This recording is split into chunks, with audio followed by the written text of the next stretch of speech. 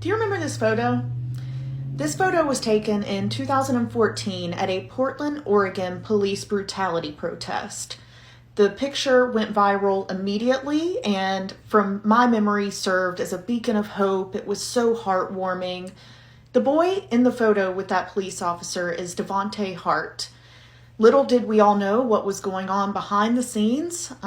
If you looked at his family's social media at the time, you would have thought that they were picture perfect, but it was just curated perfection.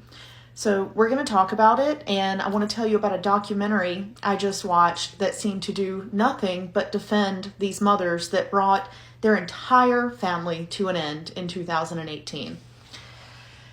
Jennifer and Ciera Hart began adopting their 6 children in 2006.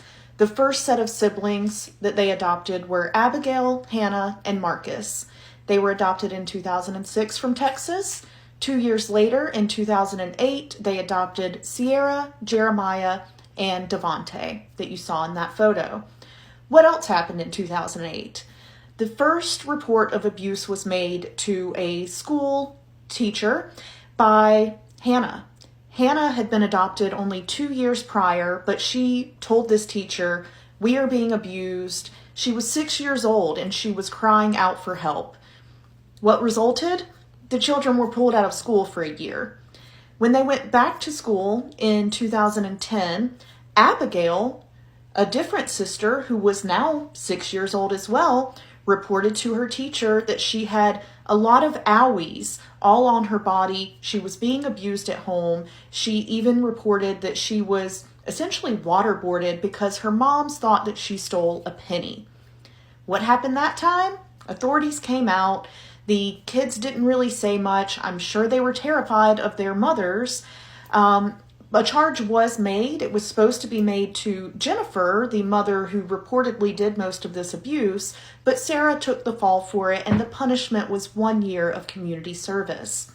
So she served that 1 year of community service in 2009.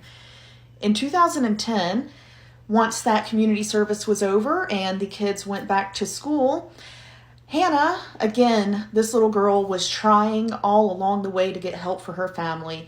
She reported that she was hungry to the school nurse. The school nurse called Jennifer, and Jennifer said, "She just wants attention. She's not hungry. Give her water." And then all of the kids, all 6, were pulled out to do homeschooling. Be right back with more red flags and what happened at the end. Part 2 of the Hart family tragedy. Now that all of the children have been pulled out of public school to be homeschooled and never would return to public school, the family moves from Minnesota to Oregon. Oregon catches wind of the child abuse allegations from Minnesota, and they do an investigation of their own.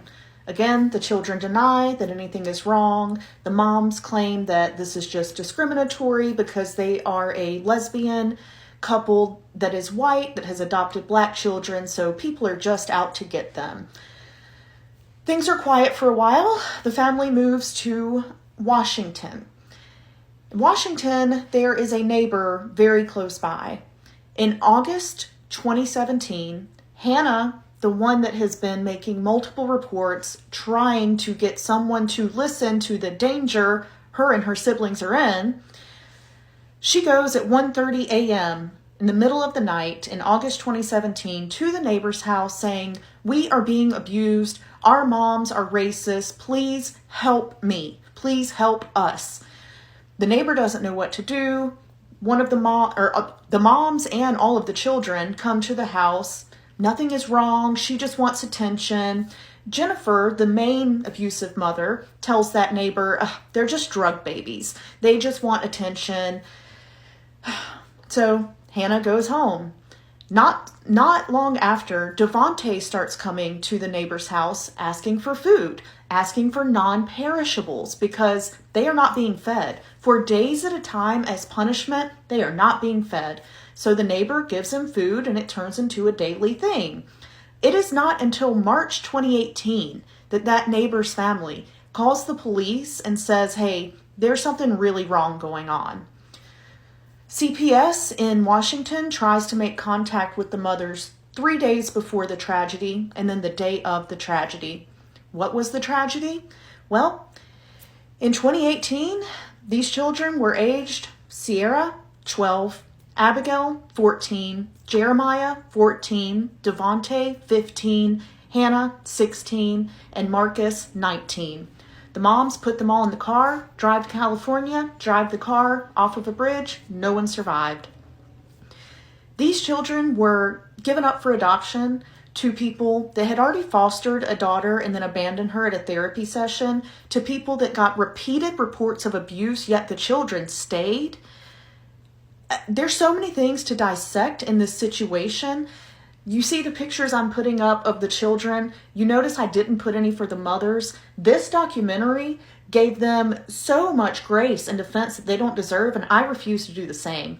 This is final part of the Hart family tragedy and just kind of my thoughts. I've laid out the facts that I'm going to lay out.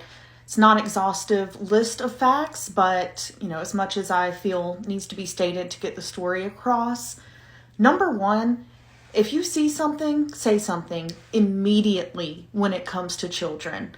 And investigators, if you are questioning children that have multiple reports of abuse and they deny that that's abuse, that should not be your, oh, okay, oh well, because look how this ended. Of course, the children were petrified and terrified to say anything was wrong. When they've made reports, they've been pulled out of school multiple times. They've been relocated. So at this point, they probably felt their voice didn't matter.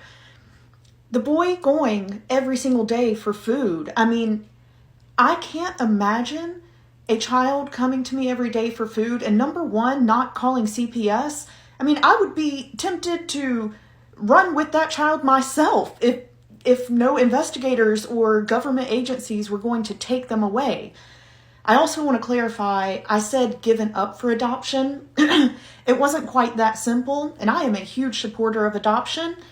I think in a lot of cases that is the best option for a child. But I shouldn't say these kids were given up for adoption. There were some, substance abuse issues going on, and substance abuse issues, people can recover from that. These issues that these women had going on, I dare to say this proved that those issues were way more risky than allowing that parent to get drug abuse counseling. For 3 of the siblings, their maternal aunt was fighting and fighting to get custody of them and keep them in the family while their mother got addiction recovery assistance. But the aunt allowed the mother to see the children one time while they were in her temporary custody. So, nope, she can't have the kids. Jennifer and Ciera got them. And now no one has them. This case is so upsetting.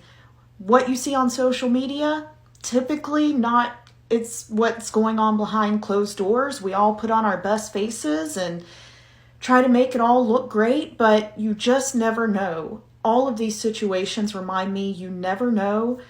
And I'll leave it with this. You see something, you say something loudly. I wish someone had fought harder for these children. I wish investigators would have listened and done something. It's just so devastating. Rest in peace to all of those children. And how dare anybody defend these women? I'm sorry. Actually, I'm not.